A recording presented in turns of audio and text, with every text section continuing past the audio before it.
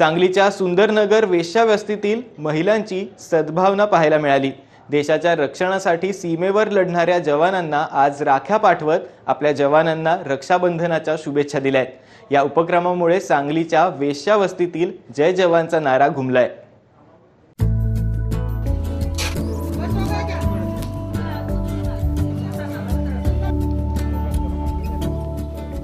सांगलीच्या सुंदरनगर वेश्यावस्तीत शरीर विक्री करणाऱ्या महिला आज वेगळ्याच घाई गडबडीत दिसून आल्यात। या महिलांच्या चेहऱ्यावर एक समाधान दिसून आलं।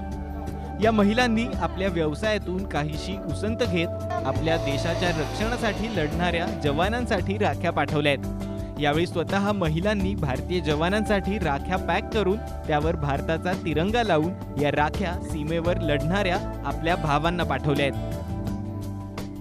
शेख सरकार बायका सगळी मिळून सुंदरनगरमधनं राखी पाठवायला लागलोय त्यांच्यासाठी। ते आमचे भाऊ आहेत आणि सगळ्यासाठी त्यांनी लढा लागलेत। त्याच्यामुळं आम्हाला फार अभिमान आहे त्या लोकांचा। त्याच्यामुळं आम्ही इथनं राखी त्यांना पाठवायला लागलोय।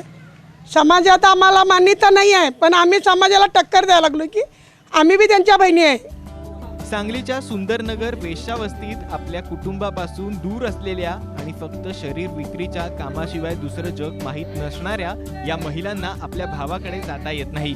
त्यामुळे आज वेश्या महिला एड्स निर्मूलन केंद्राच्या अध्यक्षा अमीराबी शेख आणि सचिव पत्रकार दीपक चव्हाण यांनी वेश्यावस्तीतच या हृदयस्पर्शी कार्यक्रमाचं आयोजन केलं।